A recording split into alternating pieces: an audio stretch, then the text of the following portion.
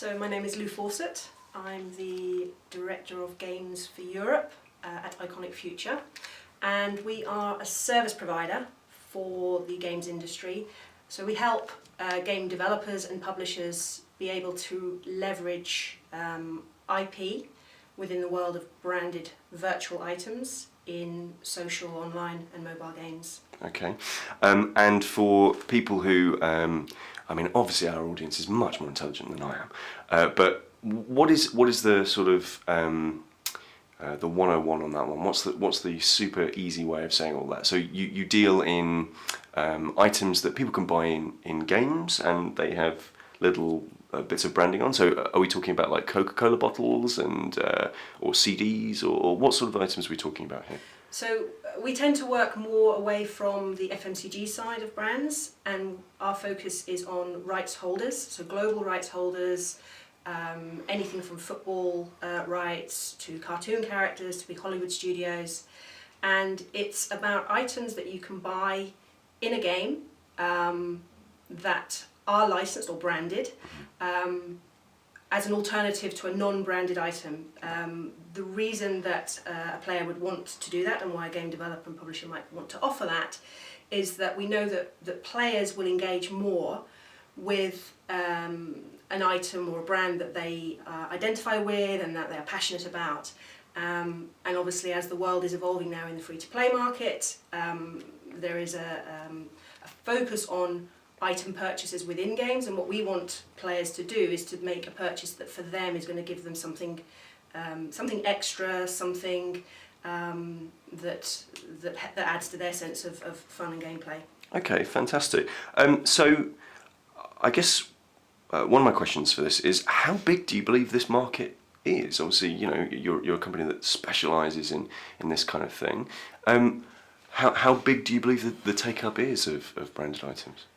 We've been in existence since 2011, and we've already sold close to 4 million items. Wow. Of branded licenses.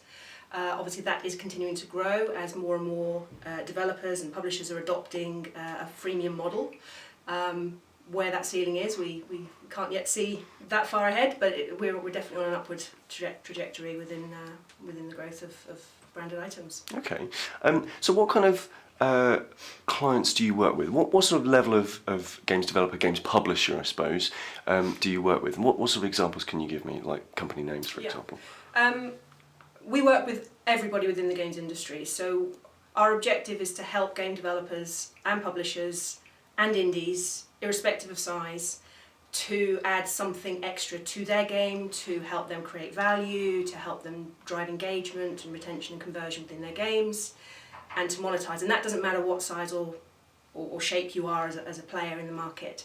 So from the smallest indie to the likes of the Big Points and the Travians and the Digital Chocolates of the world, we work right across the whole spectrum, and we have very distinct offerings for each of those groups of development teams. Obviously not everybody can afford the big licenses and the big bucks, but that doesn't mean to say that there isn't a licensing solution that's right for them. So we will work hard with our partners. We work with over 50 game developer partners, with over 50 major global rights holders, to find a match that's right. And for an indie, that might just be a self-service solution that they can almost find a pay-as-you-go model.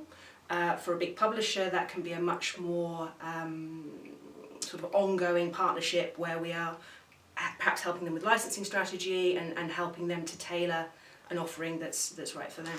So we work with Big Point, Okay. And they were one of our first partners that we did campaigns with.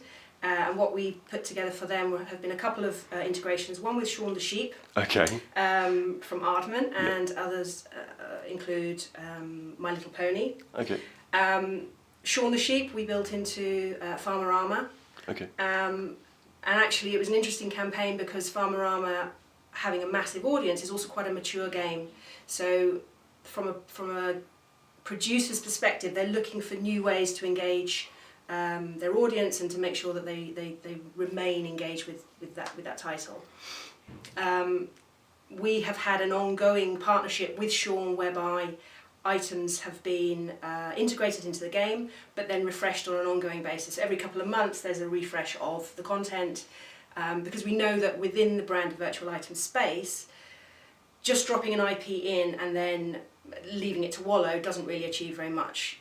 You want to really try and maximise the license that you have, and that means, you know, a refresh of different items but of the same license over a phased period of time.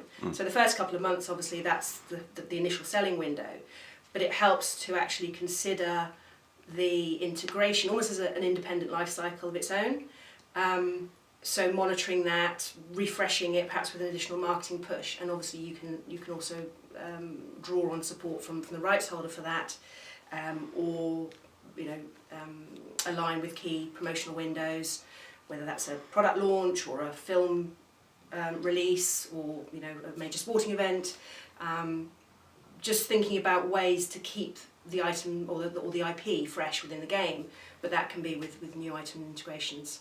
So how does a publisher and how do you help a publisher decide which IP is best for their game? We have just gone into beta with a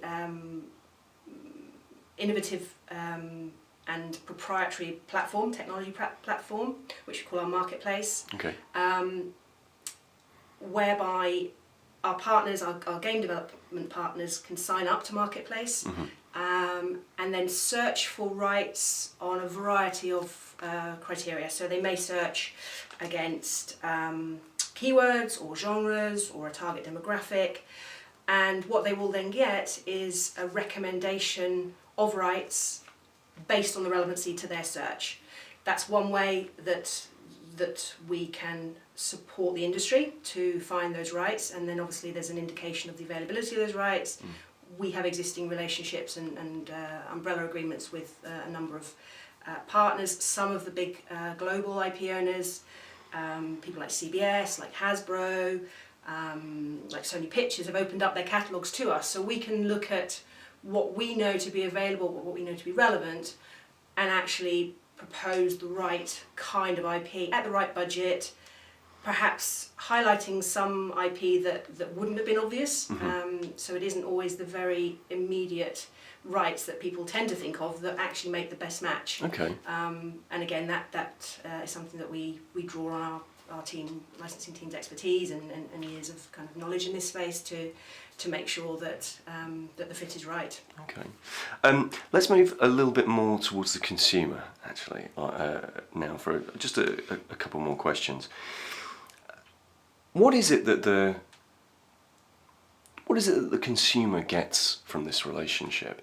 You were saying that they interact more, they engage more with items that they find relevant, brands that they find interesting. But what is it that they take away from their 69p purchase, and also in a more sort of, I suppose, more sort of a metaphysical sense? Like, what is the psychology of wanting to interact with a brand that they recognise? The reason for the purchase is driven by lots of different things. It can just be a vanity item. So again, it depends on the type of app, the type of game. Where we worked with a major app company, Outfit 7, we did a number of sports integrations for them with Talking Tom. Millions and millions and millions of items of football shirts were sold in Talking Tom. Really, it's an expression of individuality, of alignment to a particular club in this instance, or a fan of a particular IP or brand or right in other games. So it can be self-expression. It can also be that rights can provide a way to get a deeper sense of reward from a game. So one of the titles we've worked with is Goal United from Travian,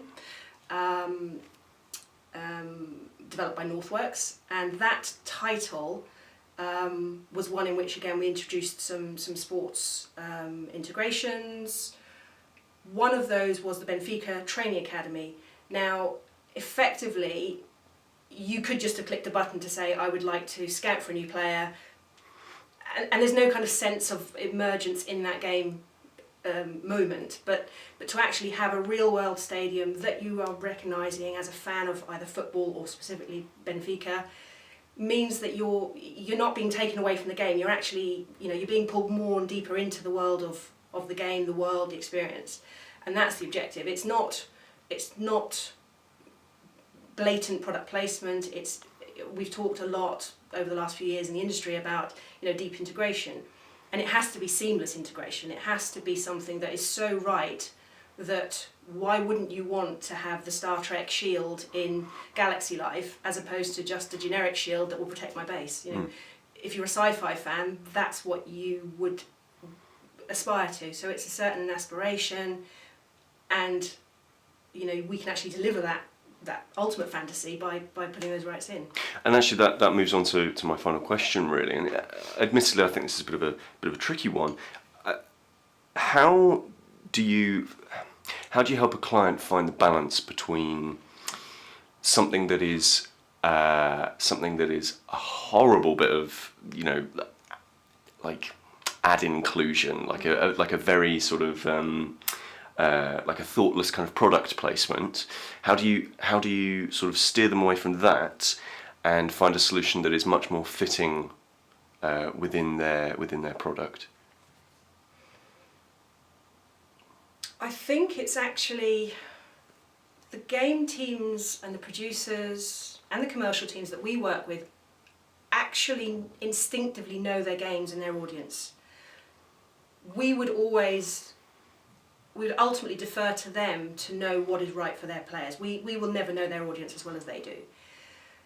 So oftentimes it's a case of they know which IP they would like, but it may not be available, and we can come up with alternatives and solutions that fit the same brief and perhaps have the same demographic and have a comparable appeal.